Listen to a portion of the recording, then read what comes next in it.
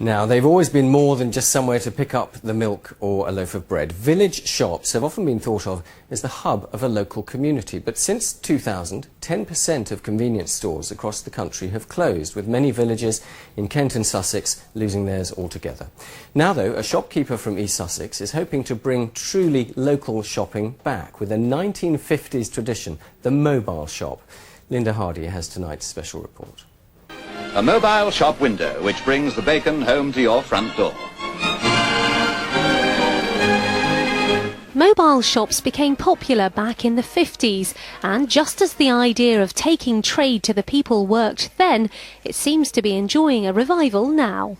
We decided to do this because through requests really from people in other villages that were coming to our shop in Bellevue Green and saying, wow, I wish we had this where we are. And we started to look around the areas, and there really isn't any retail premises available because they've all been turned into homes. So we came up with the concept of building a mobile store. Cowden used to have 2 shops and a petrol station, but the last shop closed 20 years ago. And with the nearest major supermarket a 20-minute drive away, it's little wonder this is proving such a hit. I come down here to get sweets, and if my mum sends me down to get a loaf of bread or something, I just come down because there's never really been a shop here, apart from the pub. It's something that Cowden has needed for a really long while. It's absolutely brilliant that we've got this service, and I hope it stays. I have a car, I still can drive, but if I don't want to have to drive my car down into Edenbridge, I can come here.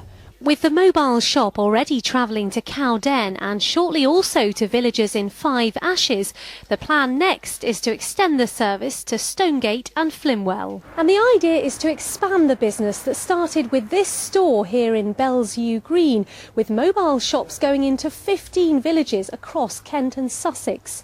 And Peter believes that if successful, the business could turn over £1 million a year. We've seen the villages' shops decline in large numbers over the last 10 years.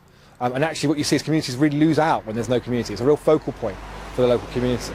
So we're delighted to see an example like this of a retailer bringing that service back to the community. And with local produce on the shelves, it's not only the South East villagers benefiting, but it's businesses too.